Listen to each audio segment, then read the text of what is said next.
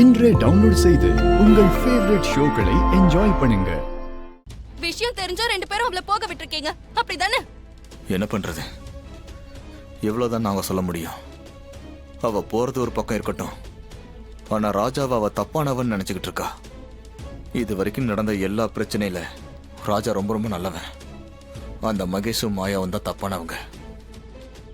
அவங்களுக்குள்ள தப்பான உறவு இருக்கு ரோகிணி. என்னங்க சொல்றீங்க? தப்பான உறவு இருக்கா? என்னங்க நீங்க என்னென்னமோ சொல்றீங்க? இன்னும் எனக்கு தெரியாம வேற என்னென்னலாம் இருக்கு? சொல்றேன் ரோகிணி, இதெல்லாம் நீயும் தெரிஞ்சுக்கணும். அந்த மகேஷும் மாயாவும் அன்னை கொழுந்தனார்ன்ற உறவு முறையை மீறி புருஷன் பொண்டாட்டியா வாழ்ந்துட்டு இருந்திருக்காங்க. இது உங்க அம்மாவுக்கு தெரிஞ்சுதான் அந்த மகேஷ் வேணான்னு முடிவெடுத்து நம்ம ராஜாவை ரேவதிக்கு கல்யாணம் பண்ணி வச்சாங்க. இந்த உண்மை ராஜாவுக்கும் ஏற்கனவே தெரியும். அப்போ இதெல்லாம் வெளியே சொல்ல முடியாத சூழ்நிலை. அதான் ரேவதி கிட்ட சொல்ல முடியல. இத புரிஞ்சுக்காம ரேவதி உங்க அம்மா மேலேயும் ராஜா மேலேயும் ரொம்ப கோவப்பட்டா. ராஜா மேல இருந்த வெறுப்பு, எரிச்சல், கோவம் எல்லாம் சேர்ந்துதான் இனிமே இந்த நாட்டிலேயே இருக்கக்கூடாது, எங்கேயாவது வெளிநாட்டுக்கு போயிடலான்னு தான் இப்படி ஒரு முடிவுக்கு வந்திருக்கா. ரேவதி ராஜா மேல கோவத்துல இருக்கான்னு தெரியும். ஆனா நாளாக எல்லாம் சரியாயிடும்னு தானங்க நினைச்சோம். ஆனா இப்படி ஒரேடியா எல்லாரையும் விட்டுட்டு வெளிநாட்டுக்கு போற அளவுக்கு கோவத்துல இருப்பான்னு நினைச்சு கூட பாக்கலங்க. ஆனா இப்ப அந்த மகேஷ் மாயா பத்தின எல்லா உண்மையும் ரேவதிக்கு தெரிஞ்சிருச்சு.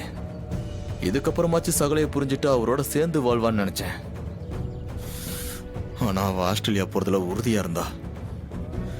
நானும் அவளுக்கு சகலையை பத்தி எடுத்து சொல்லி, உனக்கு ஒரு நல்ல வாழ்க்கை கிடைச்சிருக்கு, நல்ல புருஷன் கிடைச்சிருக்கான், ஆஸ்திரேலியாக்கெல்லாம் போகாதம்மான்னு எவ்வளவோ சொல்லி பார்த்தேன்.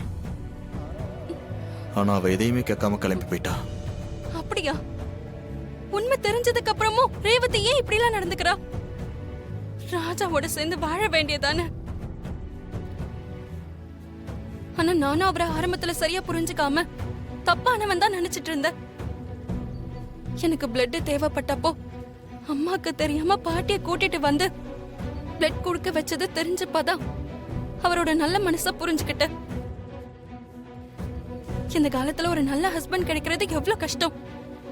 ரேவதிக்கு அது கிடைச்சோம், ஏன் அதை உதறி தள்ளிட்டு வெளிநாட்டுக்கு போறா? முட்டாள்தனமா இல்லங்க இருக்கு. ரோகிணி, நான் எவ்வளவோ சொல்லி பார்த்துட்டேன், ஆனா அவ எதையுமே கேட்கவே இல்லை. சகலைய தடுத்து நிறுத்த சொன்னா ரேவதி விருப்பம்தான் முக்கியம், அவ விருப்பத்துக்கு குறுக்க நிக்க மாட்டேன், அவ ஆசையை நிறைவேற்ற போறேன்னு சொன்னாரு. எங்களால் அவளை தடுத்து நிறுத்த முடியல ரோகிணி.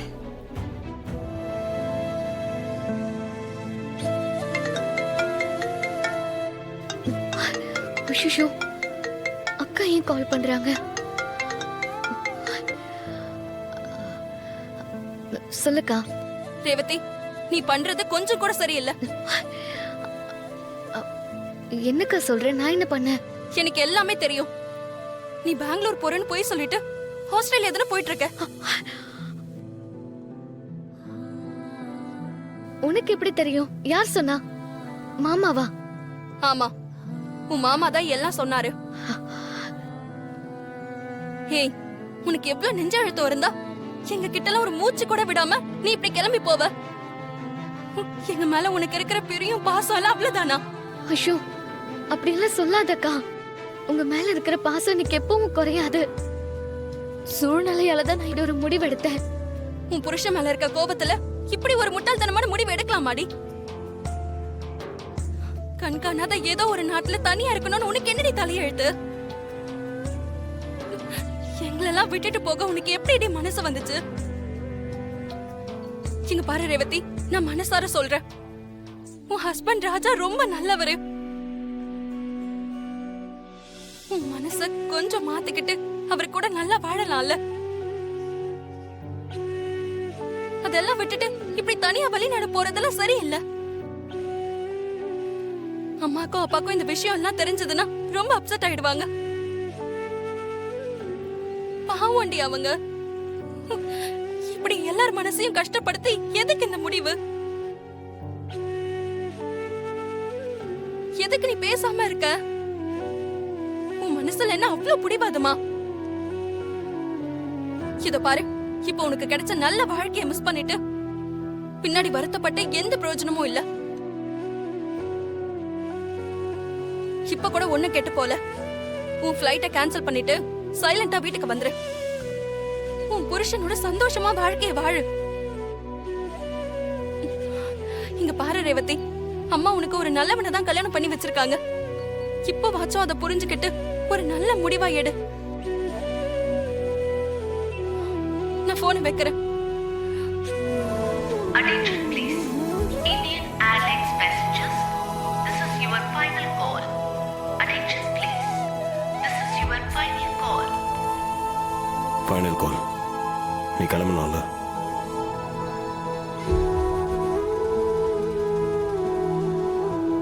சரி, நான் கிளம்புறேன். நல்லபடியாக போய் ரீச் ஆனதும் எனக்கு கால் பண்ணு. Happy journey.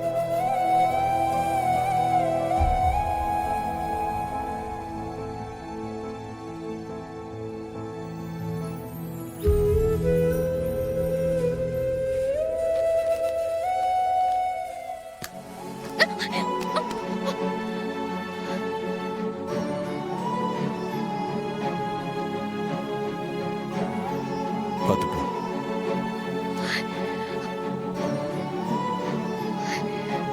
நான் வரேன்.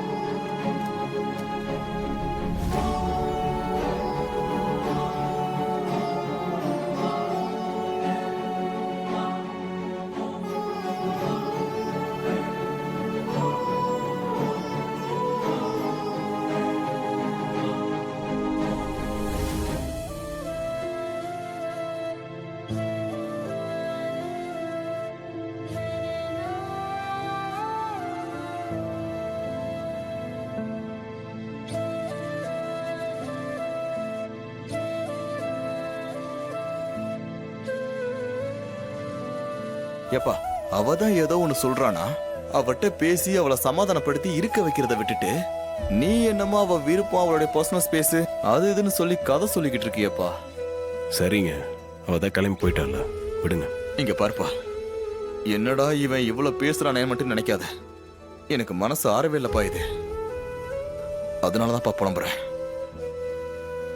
ஏப்பா, அந்த ரேவதி உன்னை ஆரம்பத்துல முழுசா புரிஞ்சுக்கிட்டா மதிப்பு மரியாதையும் வச்சிருந்தா. ஹஸ்பண்ட் ஆனதுக்கு அப்புறம் ஏதோ ஓகே பிரச்சனையாச்சு. ஏப்பா, இப்பதான் எல்லா உண்மையும் தெரிஞ்சு போச்சேப்பா. இப்ப பழைய மாதிரி அன்பா பாசமா இருக்கிறதுல அவளுக்கு என்னப்பா பிரச்சனை? அதை விடுங்க. இந்நேரம் ஃப்ளைட்டே கிளம்பி போயிருக்கோங்க.